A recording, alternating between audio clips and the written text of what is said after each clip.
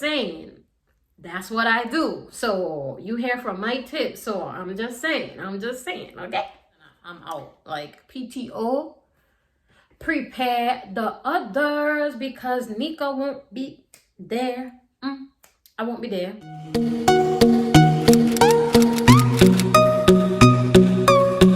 Hey guys, what's up? What going on? It's your girl Niqua of Traveling with Niqua, and today I am back. I have not been really on screen with you guys for a while in terms of like a sit down video. You guys have been loving the vlogs and all of those videos, but this is a requested video from my Instagram peeps that they wanted some tips for traveling with a 9 to 5, because it's not everybody out here that's living this entrepreneur life, you know, and I totally get that. And it's not everybody out here quitting their jobs to travel either. So where's the regular, regular, everyday person who's traveling? Okay, so I'm here to give you tips that you can use, practical tips. So we are going to get right into it. So I kind of have like some of the questions that I was asked on Instagram, and I'll kind of be interweaving them into my video for today.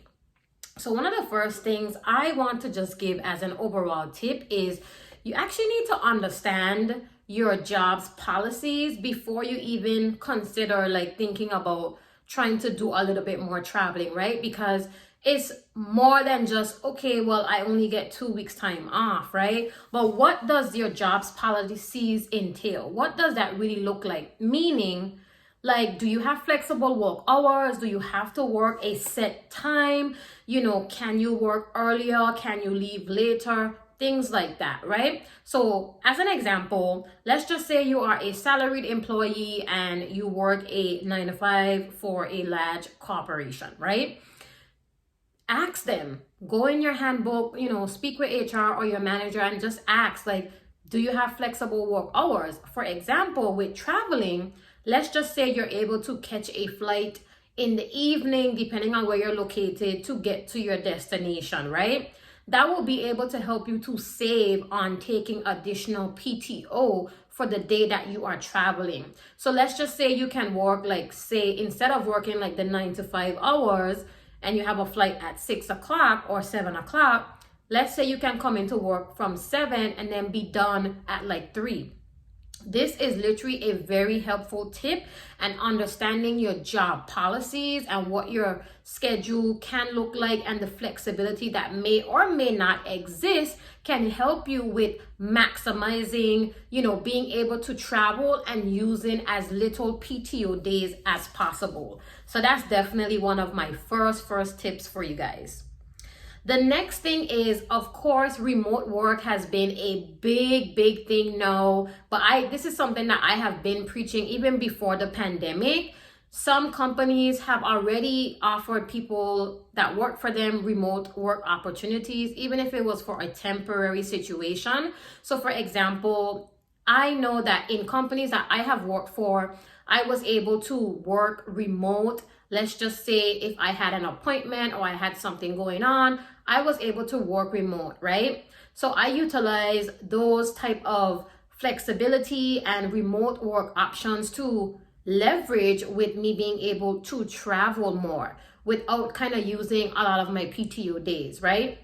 So can you work remote? Can you look for a job that you can work remote depending on your industry? Because remember, everybody cannot work remote, right? I think that's one thing people are kind of forgetting, that everybody cannot work remote. If the entire world could run like virtually, then we would have a whole completely different world, right? But that's a whole different topic for another day.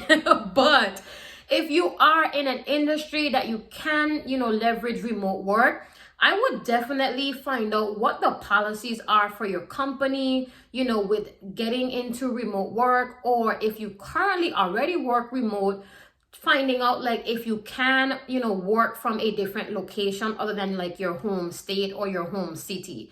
That's definitely something that will be extremely beneficial for you, that you can leverage to be able to travel a little bit more, okay? So the next thing I wanted to talk about is reviewing your your company's holiday calendar. Like, yes, you can look at the federal holiday calendar, like if you are in the United States or whatever country you're in, you know, your government issued holidays, right? But your company may literally observe different or additional holiday days that you're probably not even realizing. So as an example, I have worked for companies where they gave us the day after Thanksgiving off, but that's not a federal holiday. Thanksgiving is, but we basically got Thursday and Friday off and then early leave like on Wednesday, right? I've worked for companies where for 4th of July, I've actually gotten the 4th of July off and then the following day off as well. So the day after 4th of July and 4th of July. So that's what I'm saying when it comes to understanding and reviewing your company's holiday calendar, because they may have extra holidays on there that you can also use with the federal holidays or, you know, the country's holidays wherever you're located. Another example is I've worked for companies where I've had MLK Day off, which is in January. And then I've also worked for companies where I didn't have MLK off, right? So if I was not really paying attention, let's just say that I had planned a trip to be off on MLK weekend. And then I found out at the last minute that, oh, I don't actually get off on Monday, right? That will be poor travel planning. So one of the ways as a 9-to-5er is to leverage those additional time off that you have with your company. Another thing in regards to the holiday calendar is, as I said, being able to stack those days with your PTO. So let's just say, for example, you do want to take a trip over the Thanksgiving holiday. You can basically extend your Thanksgiving holiday using your PTO and the hours and time off that your employer provides to you. So let's go with the example of your employer provides you with the Thursday and Friday as days off, right? You can then request off for Monday, Tuesday, and Wednesday. However, because you probably don't work on the weekend as a 9-to-5er, right? For most people, they don't. You could probably have flown out from the Friday evening. So then that way you flew on Friday, you have Saturday, Sunday off, of course, and then you only took 3 PTO days, which is the Monday, Tuesday, Wednesday. And then remember, your job gave you Thursday and Friday off. So you literally would have like a 10-day vacation with only taking 3 actual PTO days. So this is what I mean when I say you need to start stacking your holiday time off from your job with your PTO days. So you would be able to leave, let's say, from the Friday evening or the Saturday, and then you could probably come back like the following weekend, like the Sunday or whatever, whichever you choose.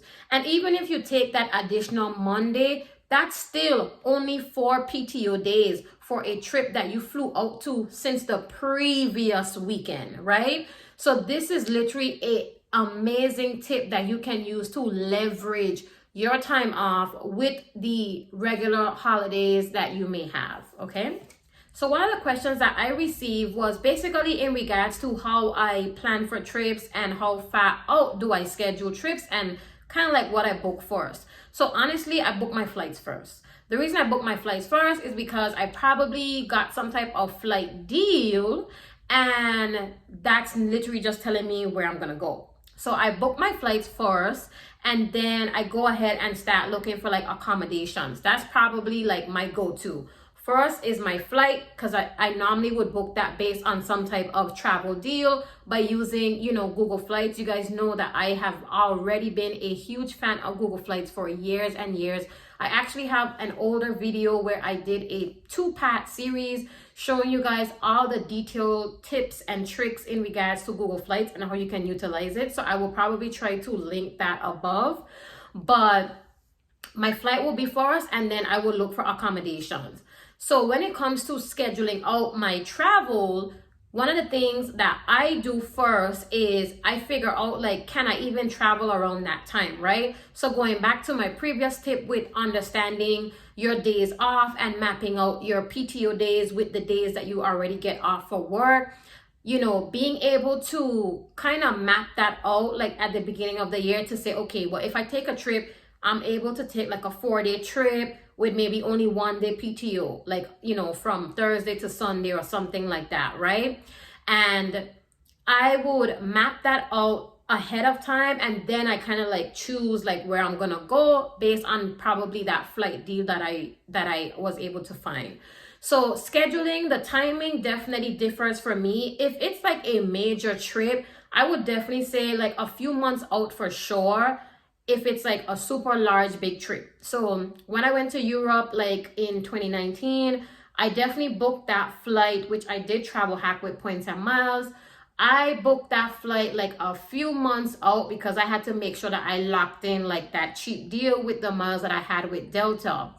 So that was a few months out, but I've booked flights where it's like 2 months out. I've booked flights where it's only like a month out. So it really just depends on where I'm going and when did I find the flight deal. If I find a flight deal and it's really further out, I will basically use Google Flights to help me to decide like, is this a good flight deal for this current time?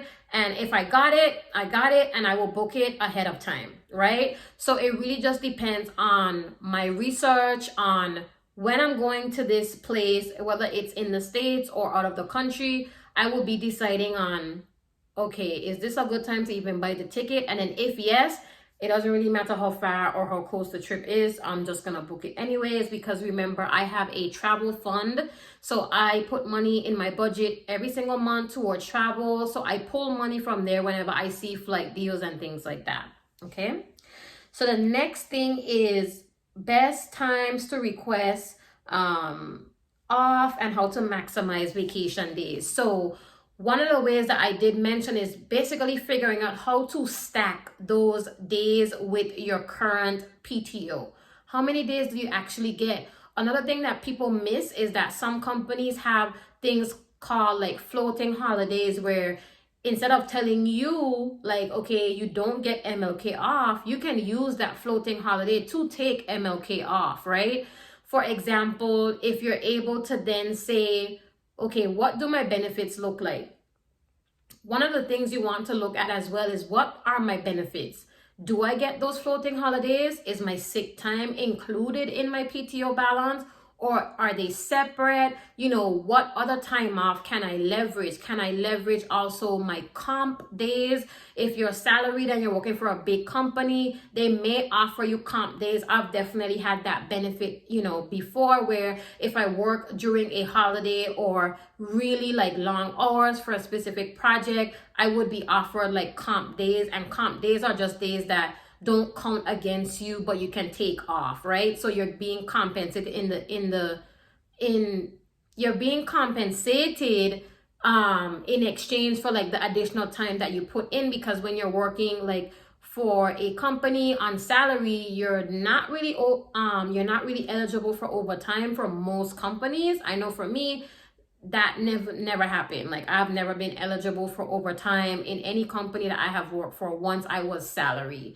So getting comp times as well and leveraging that, you know, would be a great way to maximize some of your time off. As to the best times to request off, that would definitely be dependent on your company policy and how time off works. I honestly have never worked for a company where I have been denied any like time off, to be honest. So I just pick the days and I'm out. Like PTO, prepare the others, because Niqua won't be there. I won't be there. It literally means prepare the others, because I really won't be there for real. Like, I be honest with you. Like, that's literally me giving them like a heads up. At any point when I have requested, you know, time off, like in a job, it's me just saying like, this is really not a request. I'm just letting you know, like, my flight done book, or even if I wasn't even going anywhere, it's my PTO. So I just wanted to say that. So you would definitely need to figure out like working with your manager and figuring out like, how is the best way to request time off? Do they have a policy where you have to request off in a certain, you know, time frame, or it will be denied? Do they have a policy where, okay, for example, if you requested off, let's say for Thanksgiving, You can't really request off for Christmas as well, because that's like two major, like big holidays when a lot of people take time off, and your company may want to have the right coverage. So those are things and some of the questions that you need to be asking your management on, what the policies are in regards to requesting time off, if they have any type of things where you have to request it in a certain amount of time. So that would be my answer to like one of those questions. So one of the other things I want to say in regards to traveling with a 9 to 5 is, guys, trust me, a vacation is what you make it to be.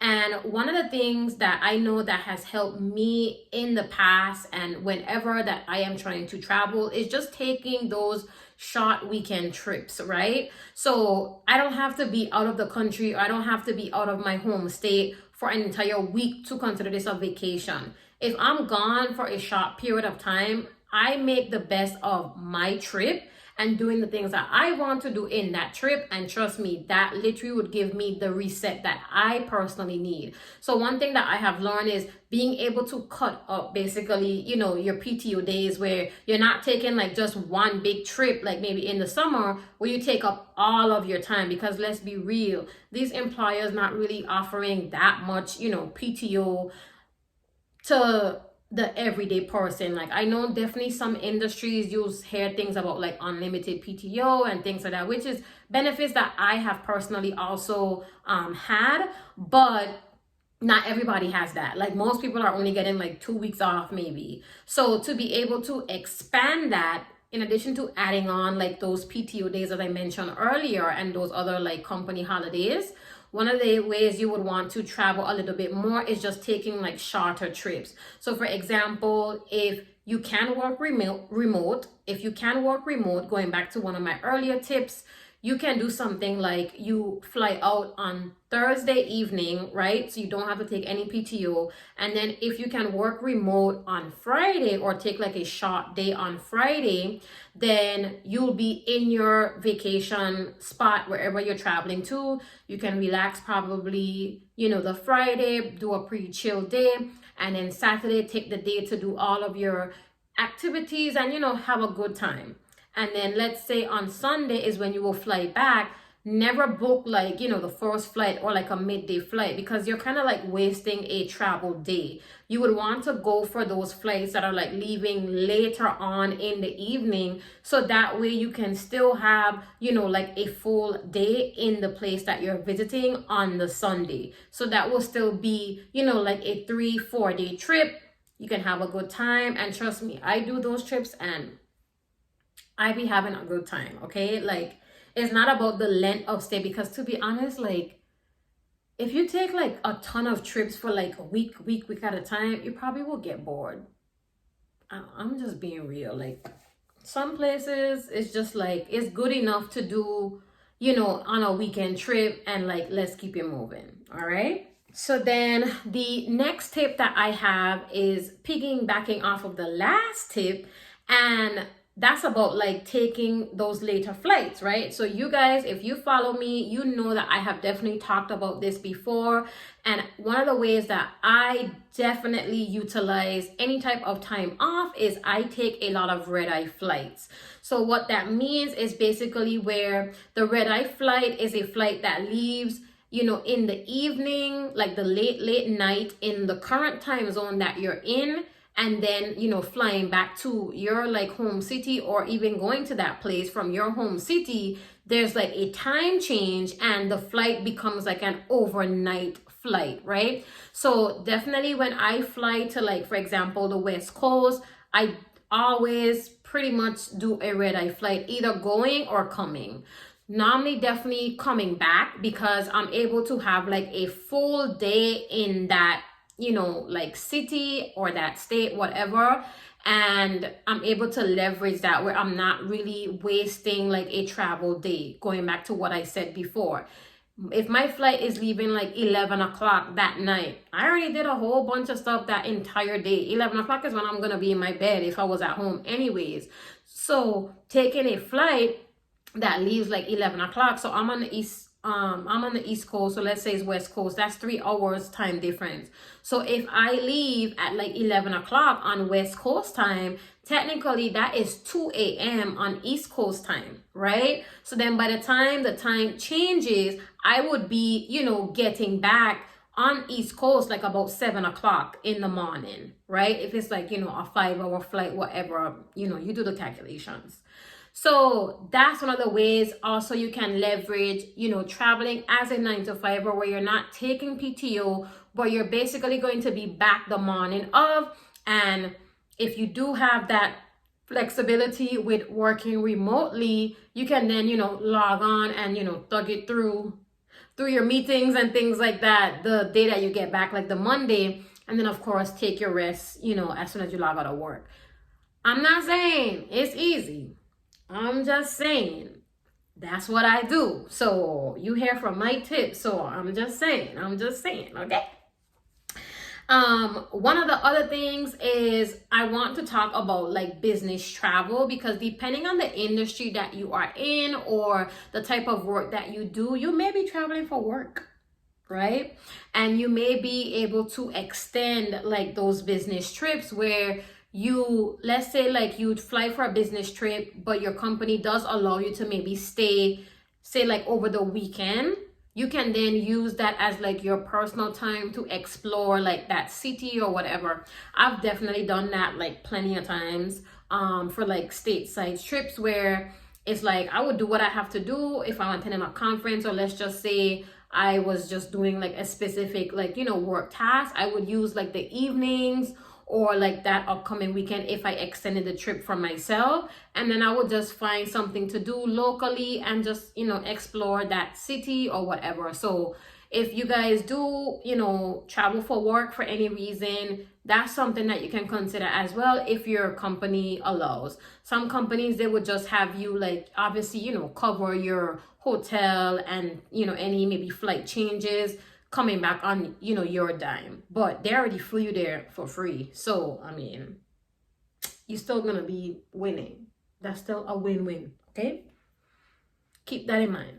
All right, the next thing I wanted to talk about is I have never been able to do this, but I know that companies that I have worked for had this policy where depending on the state that you may live in, you could actually like trade in, like you could trade and like buy vacation days. So some people do the opposite, where they're trying to lose the days and they just get the money back. But there's also where it's the opposite way, where you can actually pay for additional vacation days. Now, I'm not saying that's something that I would do, but I'm just saying it's an option, okay? Like if you want to get more days, it's an option. And honestly, I can be real. If you got sick days, use them wisely and do with that information what you may, but never combine sick time with PTO. That would not be smart. Last tips for all of my 9-to-5ers and anybody, to be honest, is y'all need to open that travel fund. Okay?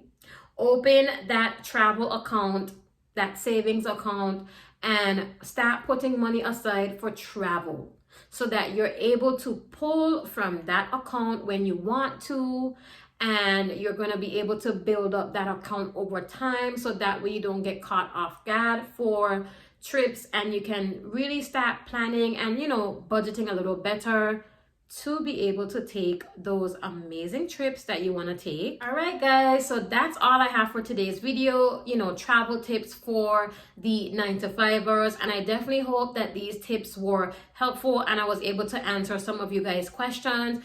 Definitely, if you have more questions or you want like a part 2 or anything like that to this video, let me know and I will try my best to do that. But I'm always here to answer your questions, so either drop them below or DM me on Instagram. Just interact with me on any of those platforms. Thank you guys so much. See y'all.